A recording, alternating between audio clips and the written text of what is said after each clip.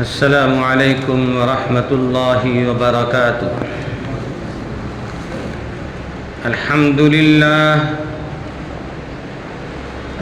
للہ نحمده ونستعینه ونستغفره ونؤمن به ونتوکل علیہ ونعوذ باللہ من شرور انفسنا ومن سیئات اعمالنا من يهده الله فلا مضل له ومن يضلله فلا هادي له ونشهد أن لا إله إلا الله وحده لا شريك له ونشهد أن محمدا عبده ورسوله أما بعد أرسله بالحق بشيرا ونذيرا وداعيا إلى الله بإذنه وسراجا منيرا فأعوذ بالله من الشيطان الرجيم بسم الله الرحمن الرحيم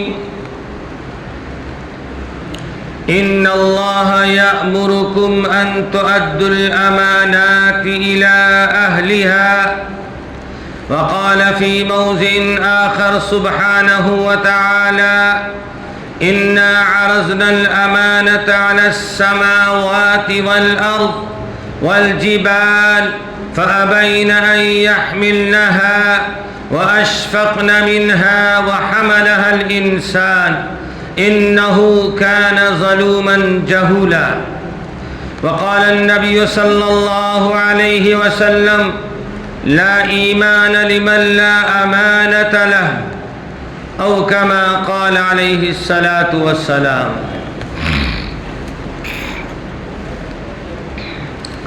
برادران اسلام، بزرگان محترم، امت کے غیور نوجوانوں، تمام تر حمد و ثنا اور خوبیاں اس خالق و مالک کے لیے جس نے ہمیں اور آپ کو ایمان کی عظیم ترین نعمت عطا فرمائی، اور لاکھوں کروڑوں درود و سلام ہو امام الانبیاء خاتم الرسول جناب محمد الرسول اللہ صلی اللہ علیہ وسلم پر، جن کی محنت اور کاوشوں کے صدقے میں آج ہم سب مومن اور مسلمان ہیں۔ اللہ رب ذوالجلال نے اس پورے کائنات کے نظام کو بنانے کے بعد انسانی تخلیق کا سلسلہ شروع فرمایا۔ 18,000 مخلوقات کو اللہ نے پیدا کیا، ان تمام مخلوقات میں سب سے افضل، سب سے اعلیٰ، سب سے عرفہ انسان کو بنایا، اور دلیل بھی پیش کر دیا کہ 18,000 مخلوقات میں سب سے بہتر انسان ہے۔ یہ اللہ نے دلیل بھی پیش کر دیا، اعلان بھی فرما دیا، تاکہ کسی کو کوئی نکتہ چینی کرنے کا حق باقی نہ رہے، اعتراض کرنے کا حق باقی نہ رہے۔ فرمایا لقد خلقنا الانسان فی احسن تقویم، سب سے بہترین شکل جو ہم نے دیا ہے اور سب سے بڑی جو عزت ہم نے عطا کیا ہے وہ انسانوں کو عطا کیا ہے، اور قیامت تک آنے والے انسانوں میں سب سے پاکیزہ اور مقدس جماعت جو فرشتوں سے بھی اعلیٰ ہے وہ جماعت ہے انبیاء علیہم الصلاۃ والسلام، اور انبیاء علیہم الصلاۃ والسلام کو اللہ تعالیٰ نے انسانوں میں سے بنایا۔ تو دنیا کی سب سے مقدس اور پاکیزہ جماعت انبیاء علیہم الصلاۃ والسلام کی جماعت ہے، اور اللہ تعالیٰ نے انبیاء علیہم الصلاۃ والسلام کو انسانوں میں سے منتخب کیا۔ تو انسان سب سے اعلیٰ ہوا کہ نہیں؟ انسان سب سے اعلیٰ اور عرفہ ہے۔ اور ایک ضابطہ یہ ہے کہ جو جتنا بڑا ہوتا ہے، جس کی عظمت ہوتی ہے، اس پر اسی اعتبار سے ذمہ داری بھی ڈالی جاتی ہے، اور اس کا مواخذہ، اس کی پکڑ بھی اسی لہجے، اسی انداز میں پکڑی جاتی ہے۔ چنانچہ اللہ رب ذوالجلال نے عالم ارواح میں جب سارے انسانوں کی روح جمع تھی، اللہ نے ایک عہد و پیمان لیا۔ کیا لیا؟ ایک عہد و پیمان لیا۔ الست بربکم، کیا میں تیرا رب نہیں ہوں؟ اللہ نے سارے لوگوں کو جمع کر کے، روح کو جمع کر کے پوچھا، کیا میں تیرا رب نہیں ہوں؟ تو سب کی طرف سے بیک زبان ہو کر جواب آیا، بلا، کیوں نہیں، آپ ہمارے رب ہیں۔ اسی عہد و پیمان کی تشریحات کے لیے اللہ تعالیٰ نے قرآن مجید کی سورۃ الحشر میں ایک آیت نازل فرمائی، اِنَّا عَرَضْنَا الْأَمَانَةَ عَلَى السَّمَاوَاتِ وَالْأَرْضِ وَالْجِبَالِ فَأَبَيْنَ أَن يَحْمِلْنَهَا وَأَشْفَقْنَ مِنْهَا وَحَمَلَهَا الْإِنسَانُ إِنَّهُ كَانَ ظَلُومًا جَهُولًا۔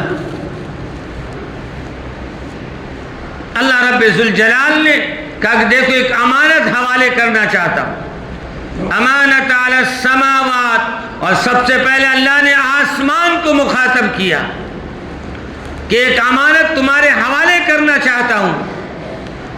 اس کے بعد والارض، آسمان کو کے بعد زمین کو مخاطب کیا، اور اللہ رب ذوالجلال نے فرمایا ایک امانت تمہارے سپرد کرنا چاہتا ہوں۔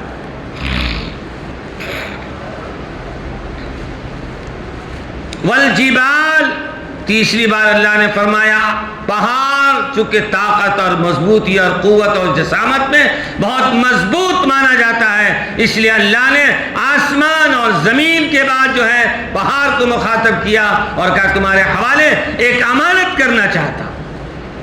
فَأَبَيْنَ أَن يَحْمِلْنَهَا وَأَشْفَقْنَ مِنْهَا،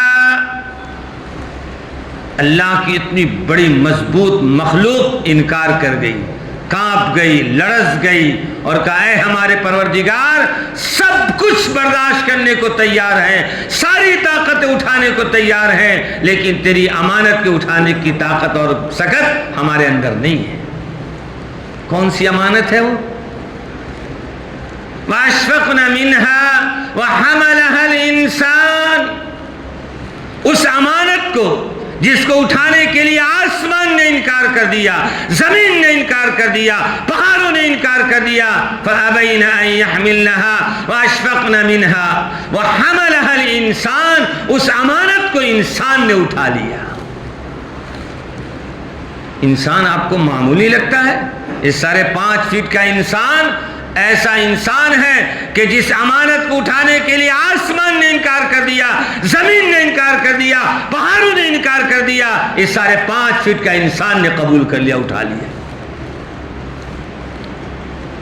وہ کون سی امانت ہے؟ اللہ نے کہا تو قبول کرنے کو تیار ہے تو میں امانت دے رہا ہوں۔ وہ امانت کیا ہے؟ وہ امانت میں تمہیں ایک زندگی دے رہا ہوں۔ کیا فرمایا؟ میں نے تم کو ایک زندگی دی ہے، اور زندگی کے اندر وہ ساری چیزیں داخل ہیں۔ تمہارا سر سے پاؤں تک جسم، یہ ہماری امانت ہے۔ آنکھیں ہماری امانت ہے، روزی ہماری امانت ہے، اولاد ہماری امانت ہے۔ یہ ساری چیزوں کا اللہ نے تذکرہ فرمایا، اس کے اندر خیانت نہیں کرنا، اس ذمہ داری کو قبول کرو اور اس کو نبھانے کی کوشش کرنا۔ اور اللہ پہ ذوالجلال نے فرمایا تمہیں ہم نے اس بات کا اختیار دیا ہے، تم اچھائی کرو گے تو اچھا پاؤ گے، اور برائی کرو گے تو برائی کی سزا پاؤ گے۔ یہ سارے عہد و پیمان ہو گیا انسانوں سے، اللہ نے اس امانت کو حوالے کر دیا اور انسان نے اٹھا لیا۔ ہمارے معاشرے کے اندر امانت کا تصور، امانت کا خیال، امانت کی باتیں جو ہیں بس اس حد تک ہے کہ ہم کسی چیز کو کسی کے پاس بطور امانت کے وہ سامان کو رکھ دیا، اب وہ بالکل وہی چیز لوٹا رہا ہے تو امانت ہے، نہیں تو خیانت ہے۔ ہمارا تصور، ہمارا خیال بس امانت کا یہی ہے۔ یہ سامان کسی کے پاس رکھ دینا اور بالکل وہی سامان لوٹا دینا، یہ تو یقیناً امانت ہے، لیکن صرف امانت یہی نہیں ہے، امانت تو پوری زندگی ہے۔ امانت تو اللہ تعالیٰ نے جتنی نعمتیں عطا فرمائی ہیں، ان تعدوا نعمت اللہ لا تحصوها، اللہ فرما رہے ہم نے اتنی نعمتیں عطا فرمائی ہے، تم ایک ایک کو گننا چاہو گن نہیں سکتے ہو، تمہارا گننا ختم ہو جائے گا، اللہ کی امانت ختم نہیں۔ اور جتنی بھی نعمتیں ہیں وہ ساری نعمتیں اللہ کی ہمارے پاس امانت ہے۔ اللہ رب ذوالجلال نے قرآن مجید میں فرمایا، اسی کو فرمایا وَأَشْفَقْنَ مِنْهَا وَحَمَلَهَا الْإِنسَانُ إِنَّهُ كَانَ ظَلُومًا جَهُولًا، ایک جگہ فرمایا إِنَّ اللَّهَ يَأْمُرُكُمْ أَن تُؤَدُّوا الْأَمَانَاتِ إِلَىٰ أَهْلِهَا، اللہ رب العالمین، اللہ رب ذوالجلال تم کو حکم فرماتے ہیں۔ کیا فرما رہے ہیں؟ حکم فرما رہے ہیں، ان اللہ یأمرکم ان تعدوا الامانات الی اہلها، کہ آپ نے جو امانت کا اہل ہے اس کو اپنی امانتیں پہنچا دو۔ مفسرین نے اس آیت کے اور اس جملے کی تشریحات میں ہزاروں صفحات لکھی، الگ الگ انداز میں لکھے ہیں، الگ الگ طریقوں میں لکھے ہیں کہ امانت کو امانت داروں تک پہنچانا، اس کے اہل تک جو اس کا حقدار ہے اس تک پہنچانا، اس کی بڑی تفصیلات۔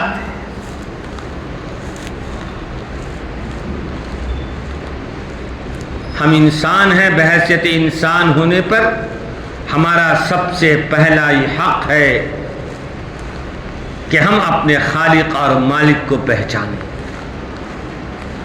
اور اللہ تعالیٰ نے جو نعمتیں عطا فرمائی ہے اس نعمت کو ادا کرنا اور اس امانت کو پہنچانا، یہ ہماری ذمہ داریوں میں سے اہم ذمہ داری۔ ایک باپ ہے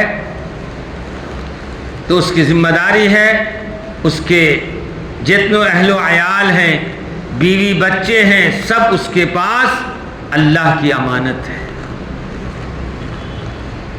اللہ کی امانت ہے۔ یہ اولاد کیا ہے؟ یہ ماں باپ کی امانت ہے۔ اولاد کا صحیح استعمال کرنا، اس کو زندگی کا صحیح رخ دکھانا، زندگی کے صحیح منزل تک پہنچانا۔ مکان بنا دینا کامیابی نہیں ہے، بڑی سے بڑی نوکری دلا دینا یہی کامیابی نہیں ہے، سب سے بڑی کامیابی یہ ہے کہ اپنے اولاد کو اللہ کا دیندار بندہ بنا دینا، رب کو پہچاننے والا، رب کی بندگی کرنے والا، نبی پاک علیہ الصلوۃ والسلام کے اوپر اپنی جان، اپنا تن من دھن قربان کر دینے والا۔ یہ سب سے بڑی امانت ہے، اپنے بچوں کا حق ادا کرنا۔ سب سے بڑا مسئلہ آتا ہے تعلیم اور تربیت کا، تعلیم بھی صحیح دینا، تربیت بھی صحیح دینا، دینی تعلیم بھی دینا، دنیاوی تعلیم بھی دینا، اس لیے کہ دنیاوی تعلیم نہیں ہوگی تو زندگی میں جگہ جگہ ٹھوکر کھائے گا، پریشانیاں آئیں گی، حالات آئیں گے۔ ہم کسی آفس میں جاتے ہیں اور کنڑا بولنے نہیں آتا ہے تو ہم کو دھکے کھا کر وہاں سے واپس آنا پڑتا ہے، اور وہی آپ یہاں کی زبان میں اگر گفتگو کر لیں تو آپ کا مسئلہ چٹکی میں حل ہو جائے گا۔ ایک ادنا سی مثال ہے۔ تو زبانیں جاننا، علم جاننا بہت بڑی نعمت ہے۔ تو سب سے پہلا درجہ یہ ہے کہ علم سکھائیں اپنے بچوں، جہالت سے نکالیے۔ اور میں بار بار کہتا ہوں کہ جو متوسط درجے کے لوگ ہیں اور جو اس سے بھی متوسط درجے کے لوگ ہیں، وہ 8ویں 10ویں کلاس پاس ہو گیا بچہ، سمجھتے کہ بہت پڑھ لیا ہو گیا۔ 10 سال آپ نے، 8 سال آپ نے پڑھایا، ابھی 4 سال اور پڑھا لیجئے نا۔ معاشرے میں ایک مقام ہوگا آپ کے بچے کا، معاشرے میں ایک حیثیت ہوگی، ایک آفس میں جانے کے لیے اور ایک مجلس میں بیٹھنے کے لیے اس کے پاس علم ہو جائے گا، اور وہ علم کے ذریعے وہ عزت بھی پائے گا اور مال بھی پائے گا۔ نسلم بعد نسلین، اگر آپ نے ایک بچے کو اچھی طرح پڑھا دیا تو وہ بچہ اپنی نسلوں کو آپ سے زیادہ آگے بڑھائے گا علم کے اندر۔ علم کا جو فقدان ہے وہ اسی وجہ سے کہ ایس ایل سی پاس کر گئے، 10ویں پاس کر لیا، جاؤ کام پہ جاؤ، کما کر لاؤ پیسہ، جاؤ اپنے بال بچوں کو دیکھو۔ یہ سوچ ہماری غلط ہے۔ اللہ ماشاءاللہ کوئی مجبوری ہو بات الگ ہے، تو سب کے ساتھ تو ایسی مجبوری نہیں ہوتی ہے۔ تو بنیادی چیز ہے علم پر سب سے زیادہ توجہ دینی، اور اس کے ساتھ اخلاق کو بنانا۔ اولاد ہماری امانتیں ہیں، اللہ کی طرف سے جو امانت ملی ہے اس کی دیکھ بھال کرنا، اس کے حقوق کو ادا کرنا، بیوی بچے کو حقوق کرنا، یہ سب اللہ کی طرف سے دی ہوئی امانت ہے۔ اس امانت کا ہم سے سوال ہو۔ امانت کی اصل تعریف یہ ہے کہ امانت کہتے ہیں ہر اس چیز کو اس کے حقدار تک پہنچا دینے کا نام امانت۔ آپ ایک چیز کو کسی کے پاس رکھتے ہیں تو آپ اپنے اندر پہلے بھروسہ پاتے ہیں کہ اس آدمی کے پاس یہ سامان ہم رکھ سکتے ہیں کہ نہیں۔ اگر آپ کے اندر بھروسہ پیدا ہو گیا، اسی بھروسے کا نام امانت داری ہے۔ میرے دوست بزرگو، ان اللہ یأمرکم ان تعدوا الامانات الی اہلها، اللہ رب ذوالجلال فرما رہے ہیں ہم حکم اس بات کا دیتے ہیں کہ امانت دارو اس کا، جس کی امانت تمہارے پاس ہے اس کا حق ادا کرو۔ اللہ کے نبی جناب رسول اللہ صلی اللہ علیہ وسلم حدیث پاک میں آپ ارشاد فرماتے ہیں، حضرت انس رضی اللہ تعالیٰ راوی ہیں، روایت فرماتے ہیں لا ایمان لمن لا امانت، کیا فرمایا؟ لا ایمان لمن لا امانت له، کہ جس کے اندر امانت داری نہیں اس کے اندر ایمان بھی نہیں۔ کتنی بڑی بات اللہ کے نبی صلی اللہ علیہ وسلم، جس کے اندر امانت داری نہیں ہے اس کے اندر ایمان ہی نہیں ہے۔ تو بتائیے امانت داری کتنی بڑی چیز ہے۔ اور جیسا کہ آپ نے عرض کیا، امانت داری کسی چیز کو رکھ دینے کا صرف نام نہیں ہے۔ اگر کسی نے آپ نے کوئی خاص بات بتائی، کسی سے مت بتائیے گا، اور آپ نے بے دھڑک کسی اور سے بتا دیا، کیا اس سے اس کی ملاقات تھوڑی ہوئی تو اس کو معلوم پڑے گا؟ یہ دماغ میں بات آ گئی، آپ نے 2 سے 3 سے بتا دیا، یہ خیانت ہے۔ کیا یہ خیانت ہے۔ اور خیانت کیا ہے؟ دوسری حدیث سنیے، اللہ کے نبی صلی اللہ علیہ وسلم فرماتے ہیں اذا حدث کذب، منافقوں کی پہچان اللہ نے بیان فرمائی۔ اللہ کے نبی صلی اللہ علیہ وسلم فرما رہے ہیں کہ منافقوں کی علامت پہچان لو، یاد رکھو۔ منافقوں کی ایک علامت یہ ہے کہ جب وہ کسی سے بات کرے گا تو وہ جھوٹ بولے گا۔ اذا حدث کذب، جب وہ بات کرے گا تو جھوٹ بولے گا۔ اور دوسری امانت یہ ہے کہ اگر کوئی اس کے پاس امانت رکھے گا تو اس امانت میں وہ خیانت کر دے گا۔ کیا کر دے گا؟ خیانت کر دے گا۔ اللہ کے نبی صلی اللہ علیہ وسلم، اس کی ایک مثال، اللہ کے نبی صلی اللہ علیہ وسلم مدینہ پاک میں ہوتے، اب کسی غزوے میں جنگ میں جانا ہے، اعلان ہو جاتا فلاں وقت پہ نکلنا ہے، سارے صحابہ تیار ہو جاتے، اس میں منافقین بھی ہوتے، مسلمان کا لبادہ اڑے ہوئے منافقین بھی ہوتے۔ اب کوئی بات اللہ کے نبی صلی اللہ علیہ وسلم کہہ دیے کہ آج اس رخ پہ جانا ہے، اس سمت کو جانا ہے، تو ابھی ہم لوگ یعنی صحابہ کرام وہاں سے مجمع نکلا بھی نہیں سفر پہ، اب وہ منافقین اس کی اطلاع دشمنوں کو بتا دیتے۔ یہ امانت بات تھی، اس کی خیانت کیا اور غیروں تک دشمنوں تک پہنچا دیا. یہ کتنی بڑی خیانت ہے. اسی لیے اللہ کے نبی صلی اللہ علیہ وسلم کا جب معلوم پڑ گیا اللہ کے نبی صلی اللہ علیہ وسلم کو کہ منافقین یہ حرکتیں کر رہے ہیں کہ جب ہم جانے کا اعلان کر رہے تھے کہ فلاں سمت کو جانا ہے، فلاں راستے سے جانا ہے، جو دشمنوں تک پہلے ہی بتا دیتے ہیں، اس کے بعد سے اللہ کے نبی صلی اللہ علیہ وسلم کی عادت اور آپ کا معمول ہو گیا کہ سمت کا اعلان نہیں فرماتے. کس راستے پر جانا ہے، کس سمت کو جانا ہے، یہ اعلان نہیں فرماتے. بالکل اب نکل رہے ہیں تب اللہ کے نبی صلی اللہ علیہ وسلم فرماتے تاکہ اب منافقوں کو معلوم بھی ہو جائے گا تو کوئی فرق پڑنے کا نہیں. آج کا زمانہ تو ہے نہیں کہ موبائل چپکے سے اٹھایا اور کال کر دیا. اس زمانے میں تو تھا نہیں، جا کر کے قاصد اعلان کرے گا.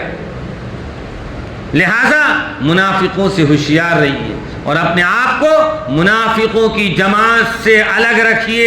اللہ کے نبی صلی اللہ علیہ وسلم امیر المؤمنین حضرت عمر بن خطاب رضی اللہ تعالیٰ فرماتے ہیں جس جماعت جس جنازے میں حضرت حذیفہ شریک ہوتے میں اس جنازے میں شریک ہوتا، اور جس جنازے میں حضرت حذیفہ شریک نہیں ہوتے میں اس کا جنازہ نہیں پڑھتا. کیوں؟ اللہ کے نبی صلی اللہ علیہ وسلم نے جتنی منافقین تھے ہر ایک کا نام حضرت حذیفہ سے بتا دیا، اور جو منافقین کا جنازہ ہوتا تو حضرت حذیفہ رضی اللہ تعالی جنازہ نہیں پڑھتے. جب جنازہ نہیں پڑھتے تو حضرت المؤمنین حضرت عمر بن خطاب رضی اللہ تعالی فرماتے ہیں میں بھی سمجھ جاتا کہ اچھا یہ منافق کا جنازہ ہے اس لیے یہ شریک نہیں ہے، جنازہ نہیں پڑھتے. اللہ کے نبی کیا فرمائے اذا حدث کذب.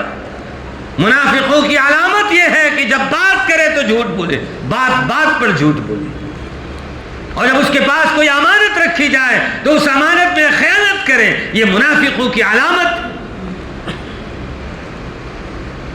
آج ہماری حالت کیا ہے؟ اس سے کم نہیں ہے، اس سے کم نہیں ہے. کوئی بات ہضم ہی نہیں ہوتی ہے، کوئی بات ہضم ہی نہیں ہوتی. انتظار میں تھے کوئی بات ملے، اس میں مرچی مسالہ ملا کر دوستوں کی محفلوں میں اور فلاں کی محفلوں میں بتائیں. دوستو اور بزرگوں، ہم بحیثیت انسان ہونے کے جیسا کہ شروع میں بتایا گیا، بحیثیت انسان ہونے کے ہمارا مقام، ہمارا رتبہ، ہماری عظمت بہت اعلیٰ، بہت اونچی ہے. اس کی قدر کرنا ہے نا، تب تو اللہ تعالیٰ نوازیں گے. اگر اس نعمت کی ناقدری کریں گے تو کیا ملے گا؟ بانصیب بامراد، بے نصیب بے مراد. کہتے ہیں کہ جو بانصیب ہوتا ہے وہ شخص جو انسانوں کی عزت کرتا ہے، ماں باپ کی عزت کرتا ہے، معاشرے میں عزت کے ساتھ رہتا ہے، وہ بانصیب ہوتا ہے، بامراد ہوتا ہے. کامیابی اس کا قدم چومتی ہے. آپ دیکھ لیجئے پڑھنے والے طلبہ، ایک کلاس میں 1000 طلبہ ہوتے ہیں، 1000 طلبہ ہوتے ہیں. جب وہاں سے نکلتے ہیں تو علم ایک ہی ہے، کتاب ایک ہی پڑھی ہے، لیکن بعض کو بہت عزت مل جاتی ہے، بعض کو اس سے کم، بعض کو اس سے کم. یہ جو فرق مراتب ہے ایک تو علم کی بنیاد پر ہوتی ہے. بعض طالب علم پڑھنے والے پڑھنے کے زمانے میں کتابوں کا بھی ادب کرتے ہیں، کتابوں کا بھی ادب کرتے ہیں، استاذ کا ادب کرتے ہیں، درسگاہوں کا ادب کرتے ہیں، اپنے ادارے کو محبت کی نگاہ سے جانتے ہیں. تو اللہ تعالیٰ علم تو تھوڑا تھا لیکن یہ آداب کی رعایت کرنے کی وجہ سے، ان سے محبت کرنے کی وجہ سے اللہ نے زمانے میں عزت عطا فرما دیتے. کیا فرما دیتے؟ عزت عطا فرما دیتے.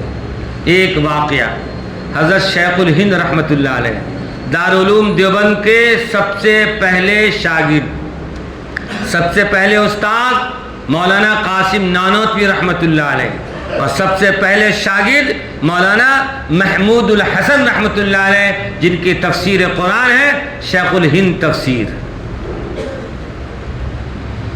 حضرت کے بارے میں لکھا ہے کہ جب حضرت مطالعے کے لیے بیٹھتے رات میں تو اطراف ایسا تکیہ لگا دیتے، ایسا تکیہ لگا دیتے، اور اس پہ بخاری ہے، اس پہ ترمذی ہے، اس پہ ابو داؤد ہے، صحیح ستہ کی 6 حدیثیں ہیں نا، مستند 6 حدیث یہاں رکھی ہوتی. اور جب حضرت مطالعہ شروع کرتے رات میں اور کوئی حوالہ بخاری شریف میں دیکھنا ہے، اب یہاں سے اٹھ کر وہاں جا کر بیٹھتے. ہم لوگ کیا کرتے ہیں؟ مطالعہ کرتے ہیں، کتاب ایسے اٹھا لیا، ایسے اٹھا لیا، ایسے اٹھا لیا. کتابوں کا ادب دیکھیے، اٹھ کر خود جا رہے ہیں، کہہ رہے ہیں کہ میں محتاج ہوں، میری کتاب میری محتاج نہیں. اس علم کو اس کتاب سے لینا ہے تو میں محتاج ہوں، میں اٹھ کر جاؤں گا. حضرت کے امامات سیرت میں لکھا ہے کہ کتابوں کا اتنا ادب کرتے تھے کہ عرب و عجم کے شیخ بنے، عرب و عجم کے شیخ بنے، اور ان کے شاگردوں کا سلسلہ ایسا شروع ہوا کہ آج پوری دنیا کے اندر لاکھوں ان کے شاگرد پھیلے ہوئے ہیں جو قال اللہ اور قال رسول کی حدیث اور درس دے رہے ہیں. ادب کرنے والا ہمیشہ بامراد ہوتا ہے. ماں باپ کا ادب کرنا، بڑوں کا ادب کرنا، رشتہ داروں کا ادب کرنا، استاد کا ادب کرنا، مسجد میں آئے تو اللہ کے گھر کا ادب کرنا. تو اللہ تعالیٰ اس آداب کی رعایت کرنے کی وجہ سے زندگی میں چین بھی دیتے ہیں، سکون بھی دیتے ہیں، عافیت بھی دیتے ہیں، اور عزت کے اعلیٰ مقام سے اسے نوازا جاتا ہے. لہذا ہم اپنے بچوں کی اس بات کی تربیت دیں، سکھائیں. چاہے آپ اسکول کی پڑھائی پڑھ رہے ہیں، اپنے استاد کا ادب کرنا ہے، اپنی کتاب کا ادب کرنا ہے، اپنی دستگاہوں کا ادب کرنا ہے. اللہ رب ذوالجلال جو امانتیں ہمیں عطا فرمائی ہے اس امانت کی ہمیں قدر کرنا ہے. اللہ تعالیٰ نے سر سے پاؤں تک جتنے بھی اعضاء دیے ہیں یہ ساری اللہ کی امانتیں ہیں، اور امانت میں خیانت کرنے والا منافقوں کی صف میں چلا جاتا ہے. اللہ ہم سب کی حفاظت فرمائے. دوستو اور بزرگوں، ہماری زندگیوں میں کتنی کوتاہیاں ہیں، ہماری زندگیوں میں کتنی لغزشات ہیں. اچھی اچھی چیزوں کو ہم نظر انداز کر دیتے ہیں. کس کا ہمارے ذمہ حق ہے، امانت ہے. ایک بھائی بہن کا معاملہ لے لیں. بھائی بہن کا ایسا رشتہ ہے، خدا نخواستہ باپ کا سایہ اٹھ گیا، اب وہ بھائی باپ کے درجے میں آ گیا، اب ذمہ داری اس کے کاندھے پر آ گئی. اب عقلمند بامراد بھائی وہ ہے جو اپنے بہنوں پر اسی نگاہ سے دیکھتا ہے اور اس کی ضروریات کو پورا کرتا ہے اور اس کی ہر چیز کو پورا کرتا ہے جو ماں باپ کی نگاہ، باپ کی نگاہ میں تھی. اس کو یہ احساس نہیں ہونے دیتا ہے. ایک صحابی رسول کا واقعہ لکھا ہے. ایک صحابی رسول کے والد کا انتقال ہو گیا. انتقال ہونے کے بعد جب کسی نے پوچھا کہ آپ شادی کیوں نہیں کی، نکاح کیوں نہیں کر لیا، آپ ہٹے کٹے ہیں، جوان ہیں. کہا کہ ہمارے پاس اتنے ان کی صحابیہ والد کا تو انتقال ہو گیا، اب ان کی اہلیہ صحابیہ بچی. کہا کہ اگر نکاح کر لوں گا تو اب جو میرے پاس دوسرا شوہر آئے گا تو ظاہر سی بات یہ ان کی نگاہ میں سوتیلے ہو جائیں گے. اب ان کی تربیت اس طریقے سے نہیں ہو پائے گی. اگر ہماری کیفیت بدل گئی جیسا کہ آج معاشرے میں ہے، تو اس لیے فرمایا کہ بچوں کی تربیت ایک بنیادی چیز ہے. تو اگر خدا نخواستہ کسی کے باپ کا سایہ اٹھ گیا تو اب بھائیوں پر ذمہ داری آتی ہوتی ہے کہ اپنے بہنوں کا پورا خیال رکھیں، ان کے پورے حقوق کو ادا کریں. اور یاد رکھیے جو بھائی ایسا ثابت اتر گیا اور ایسا کر کے دکھلا دیا، اللہ رب ذوالجلال اس سے کتنا خوش ہوتے ہیں، ایسا خوش ہوتے ہیں. فرمایا کہ اللہ رب العالمین خوش ہو کر اللہ اسے دنیا بھی عطا فرماتے ہیں اور آخرت بھی عطا فرما دیتے ہیں. ہر بڑا اپنے چھوٹے پر شفقت کرے، ہر چھوٹا اپنے بڑوں کا ادب کرے، زندگی ایک چین، سکون، راحت کی آماج گاہ بن جائے گی. اللہ سے دعا ہے جب کوئی آدمی کہیں جاتا ہے کسی علاقے میں، کسی بستی میں، اور جب وہاں سے لوٹ کر آتا ہے تو پوچھتا ہے کہ آپ فلاں جگہ گئے تھے، کیا ہے وہاں کے حالات کو سنائیے. تو لوگ الگ الگ طریقے سے بیان کرتے ہیں. اس میں بعض ایسے بھی ہوتے ہیں، میں فلاں جگہ گیا، فلاں محلے میں گیا، ماشاءاللہ سبحان اللہ، میں نے ایسے بچوں کو دیکھا جو مسلمان کا بچہ آ رہا ہے سلام کر رہا ہے. کیا ہے، کتنا اچھا تاثر لے کر گیا. اور وہی ایک جگہ گیا، کوئی پوچھنے والا نہیں، بیٹھانے والا نہیں، سلام کرنے والا نہیں، آیا اپنی غرض سے آیا، اپنی غرض سے جائے گا. اور ایک جگہ گیا، لوگ گھر آ رہے، بیٹھیے، چائے پیجیے، پانی پیجیے، بیٹھیے، کیا مقصد ہے، کس غرض سے آئے ہیں، سلام کر رہا ہے، دعا کر رہا ہے، بیٹھ رہا ہے۔ یہ سب اخلاق کا فقدان ہے۔ اسی لیے ضرورت اس بات کی ہے ہمیں اپنے بچوں کو اس بات کو سکھائیں کہ جہاں جائے بڑوں کا ادب کیجئے اور چھوٹوں پر شفقت کیجئے، انشاءاللہ زندگی میں عافیت اور چین ملے گا۔ اللہ سے دعا ہے اللہ تعالیٰ سارے مسلمانوں کے ذمے، جن کے جو ذمے اللہ کی امانتیں ہیں، اس امانت کو پورا حق ادا کرنے کی توفیق نصیب فرمائیں۔ وآخر دعوانا ان الحمد للہ رب العالمین۔